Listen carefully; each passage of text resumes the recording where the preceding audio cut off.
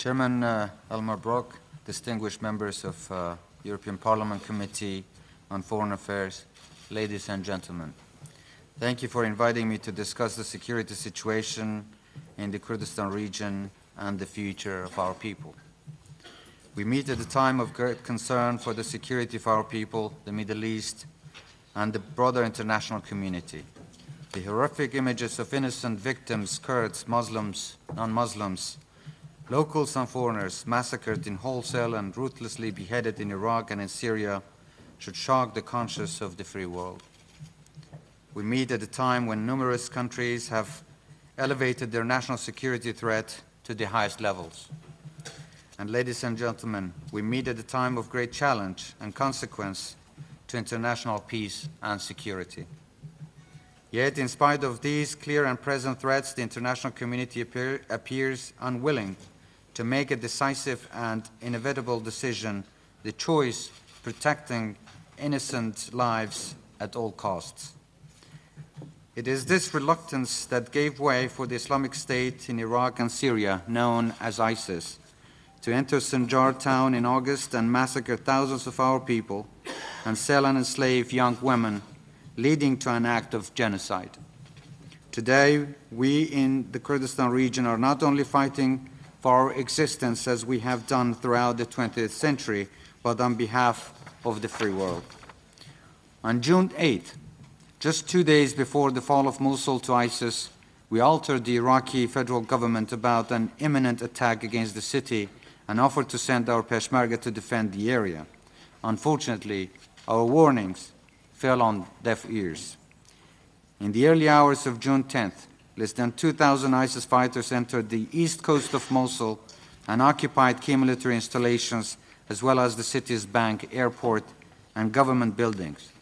The group's lightning advance across the province, coupled with the shocking collapse of the Iraqi army, reaffirmed our consistent warnings throughout 2014. In the ensuing hours following the attack, 5 Iraqi military divisions and 1 federal police division completely melted away, and tens of thousands of troops abandoned their troops and heavy weapons. In a matter of hours, ISIS evolved from a ruthless terrorist organization to an unprecedented terrorist state. This deadly terrorist state was now in possession of tanks, hundreds of Humvees, armored personal carriers, heavy artillery, and advanced weapons. These arms, coupled with weapons captured from Syria, threatens not only the Kurdistan region but our neighbors and the rest of the free world. ISIS used stockpiles of weapons and fighters to advance, terrorize villages, minorities, and vulnerable families. Thousands were viciously killed in the wholesale, and tens of thousands of Christians and Yazidis forced to convert to Islam and abandon their sacred land. In a matter of days, hundreds of thousands of families fell to the humanitarian crisis and burden. With these capabilities, ISIS attacked Sinjar town on August 3rd and sadly managed to take the town and commit terrifying atrocities while we called on our friends and allies for military assistance. We are grateful to the United States and the European countries for heeding our desperate calls to provide critical air support, but more must be done. Once ISIS entered Sinjar, it was a bloodbath. Neighbors who had lived with each other for generations turned on the Yazidi Kurds. Men were shot, women were raped, killed, and thousands enslaved and sold to tribes, and tens of thousands of our people were forced to flee to the mountains for refuge. In the scorching sun, coupled with lack of food and water, many died in the mountains, while ISIS continued its advance, slaughtering hundreds of families in the process. This was nothing short of genocide against the Yazidi Kurds and was a predictable and preventable event. We are also grateful for the crucial airdrops on the mountains. It saved many lives. Today, however, many of our women are still enslaved. They are being sold for petty prices to mainly Arab tribes. This inhumane act is another chapter in the painful Kurdish history. We have suffered from genocide, ethnic cleansing, mass and forced deportation, and from the use of chemical weapons. Since the attack, we have reorganized and taken back much of our territory from ISIS. But the war against terrorism will never be over. We will stay on the offensive against them until the fight is won. But it's not just the military capabilities of ISIS that should concern the free world and this esteemed body. It is the unparalleled financial revenues funding terrorism in the Middle East and eventually elsewhere. ISIS does not recognize borders, and it will not hesitate to attack when and if it can. To put this in broad terms, ISIS generates anything between 3 to 6 million US dollars per day by selling oil on the black market, Iraqi and Syrian artifacts and wheat. It receives money from donations, ransoms, and taxes. It controls an area larger than Jordan.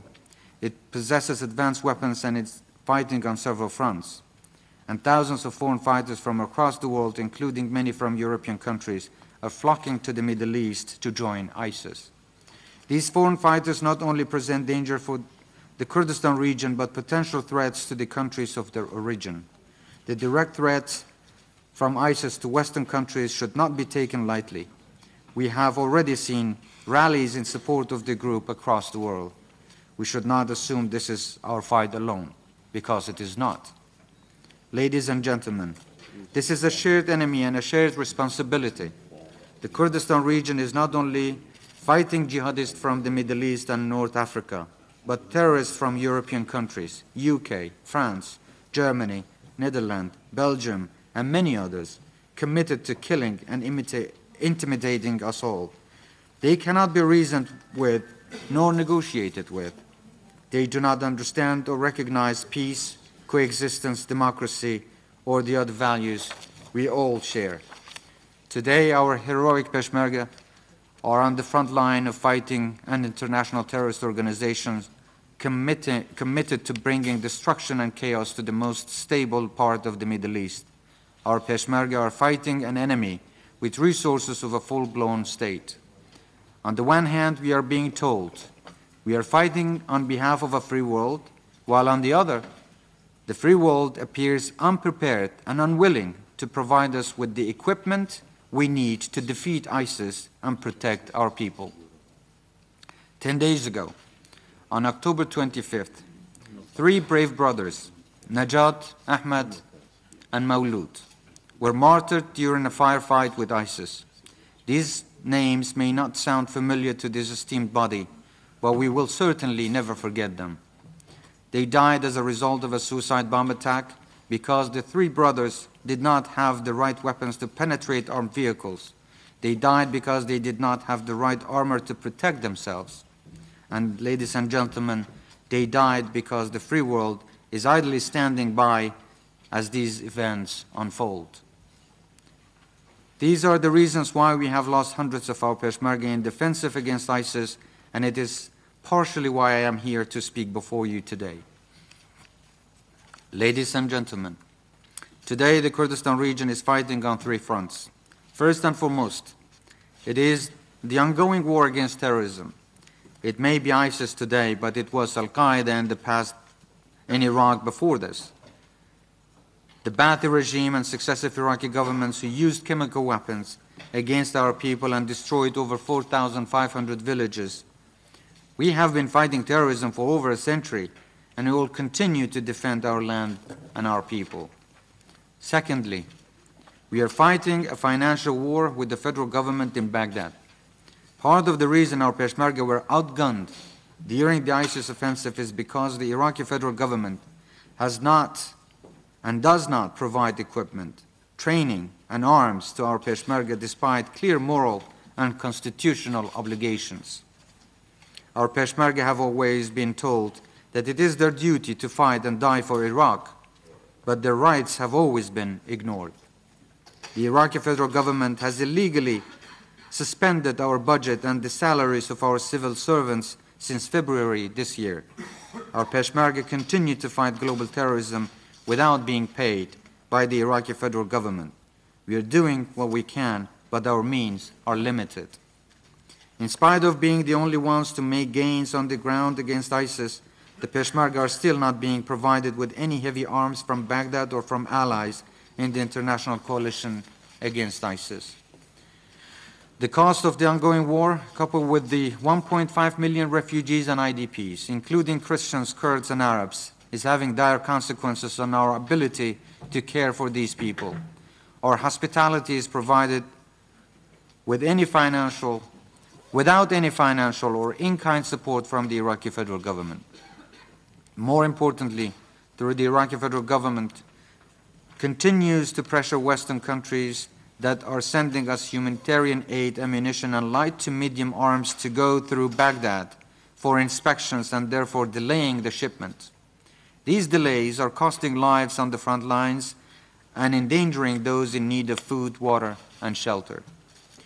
This brings me to the third and most salient war we are fighting, the fight for more support from European countries and the free world. Our Peshmerga are fighting a war that cannot be won with AK-47s and RPGs. We are still outgunned. We still do not have the right tools to protect ourselves against IEDs, mines, and suicide bombers. Throughout our past, we have been told that heavy artillery and advanced weapons cannot be given to the Kurdistan region because of Baghdad. This policy is wrong and must be revisited. There have been some generous donations from European countries, but it has mostly been ammunition and light weapons. We cannot be expected to fight an enemy with fighters from around the world, hundreds of millions of dollars of revenues, armed Humvees, and heavy artillery merely with light machine guns. The Iraqi constitution clearly delegates the security responsibility of the Kurdistan region to the regional guards, our Peshmerga. As you well know, we voluntarily decided to join a new federal Iraq in 2003 following the removal of Saddam Hussein. We have lost many of our brave fighters during the international coalition to remove the former regime. We sent Peshmerga forces to Baghdad to stem the violence in 2003 and again in 2006, 2007 during the civil war, but Iraq must exercise its responsibilities too. It is unacceptable for Baghdad to cut off the people's livelihoods due to political disagreements, just as it is unacceptable for Baghdad to deprive the Peshmerga from obtaining advanced weapons. ISIS can be brought to an end only when all parties recognize and meet their obligations, including the Iraqi federal government and neighboring countries. We are determined to resolve our differences with Baghdad through democratic and peaceful means, but the status quo cannot continue. We have been proven time and again that Kurds are a reasonable, responsible, and constructive element of peace and coexistence to the international community. An end to violence and security chaos in Iraq is first and foremost an interest for Kurdistan. We recognize that instability in Iraq will impact on our own security. International terrorism requires an international response, and the Kurdistan region is on the front line of fighting the war on terror. Now is the time for the European Union to exercise its leadership role and increase its engagement with us. Our immediate duty is clear: to protect the Kurdistan region's democracy and defend its vibrant communities. But the free world must stand with us and provide meaningful support to our courageous Peshmerga. Ladies and gentlemen, the Kurdistan region is proud to defend freedom and our young democratic experience, but the European Union must work hand in hand with the Kurdistan region to identify an immediate strategy to defeating this terrorist threat so that you do not face them here in your capitals. We are defending not only the Kurdish people, but millions belonging to other ethnic and religious communities. The Kurdistan region has become a safe haven to those fleeing persecution from elsewhere in Iraq and in Syria, and a beacon of hope to millions of others. We have recently deployed Peshmergas to Kobani to go to the assistance of their brothers and sisters that are courageously defending the city of Kobani. Our government and institutions include men and women across the cultural, religious, social, and ethnic divide. This is an experience that has been practiced for centuries in the Kurdish history and something we will continue to uphold and strengthen. Our experience is founded on the principles of coexistence and respect for human rights. We are not a threat to peace in the Middle East. In fact, we are an oasis of peace and stability in the region amidst chaos and uncertainty. In closing, and on behalf of the Kurdistan region, I would like to take this opportunity to express our gratitude to the European Union and its member states for its ongoing humanitarian aid and assistance to the hundreds of thousands of people seeking food, water, and shelter in our region. We are looking toward the future with deep sense of optimism, and we will look toward the European Union for more support and engagement. Thank you again for giving me this opportunity to speak before you today. And now I'll be happy to take any follow-up and any questions or comments if you may have.